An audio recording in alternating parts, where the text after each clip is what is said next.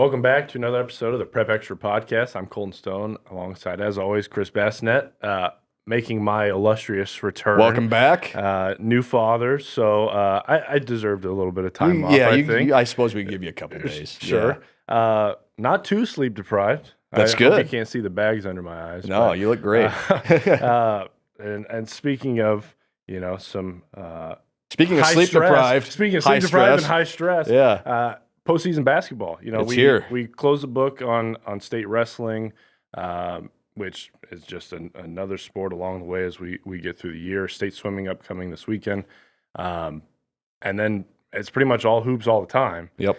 And it's going to be a sprint. It's going to be a marathon. It's going to be, every which direction. And plenty of area schools and Lincoln schools are really in the mix as we start kind of turning our page fully into postseason hoops. It's going to be it always is. It's going to be fascinating kind of watch the postseason play out. We've talked many times about how good this city has been in boys basketball this year, and just kind of looking at the official pairings will come out Tuesday morning. We're recording this on a Monday afternoon.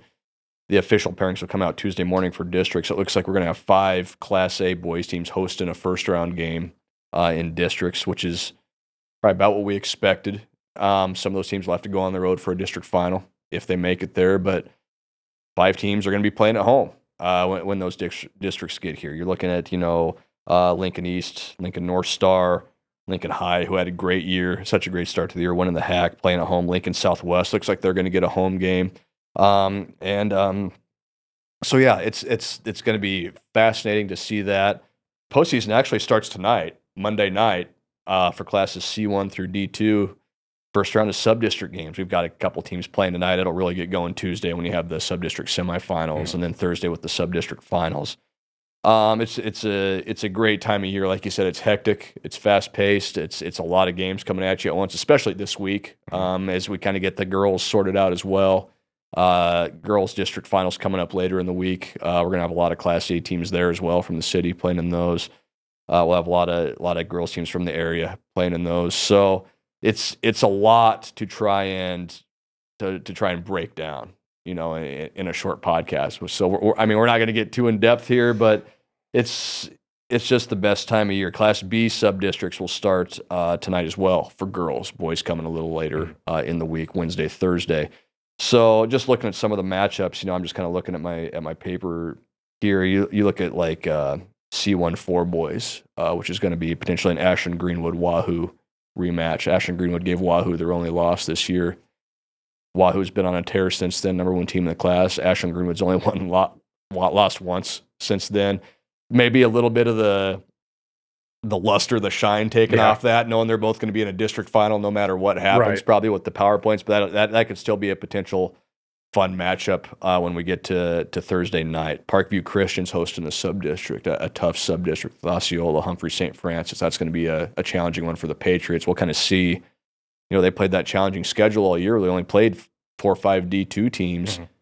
Now they're going to get challenged by some of the best teams in their class right out of the gate in the postseason. And again, Parkview Christian's going to make a district final because of their wild card points. Looks that way, but a chance to kind of see where they might stack up when you're talking about a state field. As far as Class B, Norris, Beatrice, Crete, all in a sub for boys. That's 3 teams that could have a shot to get to state. Crete's had a great year. Norris is really, really young. They only play 2 seniors on that whole team. Bright future ahead of them. Beatrice beat Norris earlier this year. So Waverly's going to host a sub-district final, probably. They're a top seed in their district. York, same way. 3 teams. That's a lot of teams. That's 1, 2, 3, 4, 5 teams in the area that have spent time in the top 10 in Class B. So there's no shortage of storylines to this deal, and we're looking at, on the girls' side, districts. Lincoln Southwest hosting a game on Wednesday. Lincoln High, Lincoln Northeast, both hosting games. Those 2 can meet in a district final, a district final, to go to state. Lincoln Southeast goes on the road. Pius the 10th at home, North Star at home. North Star's had a bounce back year on the girls' side, and they're rewarded with a home game. Lincoln East rewarded with a home game. So it's going to be a busy week in the city.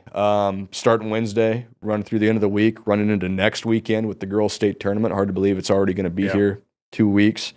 Going to be a lot of fun. I guess I know you've been out of the loop a little bit, so I won't put you too much on the spot, but maybe what's something you're kind of keeping your eye on here as we get into this stuff this week? Yeah, I think I'm most interested to see. We talked all year about how can a Lincoln team make their way to state, basically, as far as the boys go, and a lot of teams started out hot. Lincoln High, can they kind of regroup and find themselves again and make a run through districts? Can Lincoln East, can they solidify themselves as one of the top 8 teams? Can Southwest, after clinching a city title, can they, do they control city games, or can they, match up with the Metro? I think that's still the biggest thing is going into this district play and postseason play, whether it's girls or boys, can these Lincoln teams still stack up with Metro teams? Because I think that's usually what it boils down to is, can you take out the Bellevue West, the Millard Norths, the Millard Souths, and in one game maybe. But it's hard sometimes to look and be like, well, you'd think one team, all the power lies on one side. But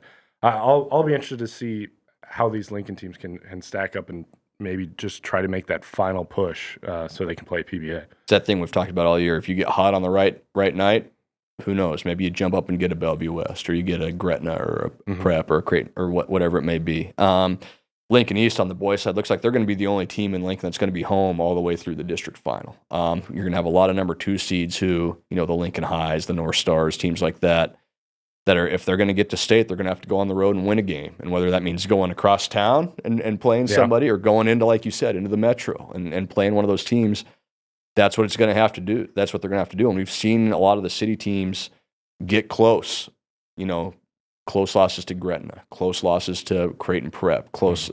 But the theme is they're all losses. It's like you said, can one of those teams get over the hump? Bellevue West maybe showed just the tiniest bit of vulnerability this week, and they got taken to overtime by Omaha West Side, won a 2-point game. We're tied with Millard North after 3 quarters, won that game by 20. But tied after 3 quarters. So you see there that it's not an impossible task, or maybe it doesn't seem like as impossible a task as it did maybe 2 weeks ago. I think I look back to that Southeast Bellevue West game, and Bell West was up early, and then all of a sudden Southeast was within 6 in the 4th quarter. So can a team get hot on the right night, catch the right team on the right night? Can you get multiple Lincoln teams to the state tournament in Class A? I think, like you said, I agree with you. That's maybe the biggest thing I'm looking forward to right now is, can one of those teams go on the road, or can multiple of those teams go on the road, get it done, get down to Lincoln where the crowd's going to be behind them. If you can win that first game, especially at state, the semifinal crowds, and we saw it with Lincoln North Star a couple years ago, and they had Donovan Williams. That semifinal crowd was unbelievable for that game. They didn't win that game, but boy, the crowd is behind them. They were ready to celebrate. So there's a lot to be sorted out between now and the end of the weekend and in the beginning of next week before we get to the girls' state tournament. It's going to be a lot of fun. We'll have a big breakdown of the girls' state tournament when it gets here. Come next week, we'll get our guy Nate Thomas back in here, who's been filling in for you the last few weeks. We'll break down the girls' state tournament. We'll have a pretty good idea what the boys' state tournament's going to look like. So follow along to Prep Extra. We're going to cover as much as we can. We'll have everything on journalstar.com.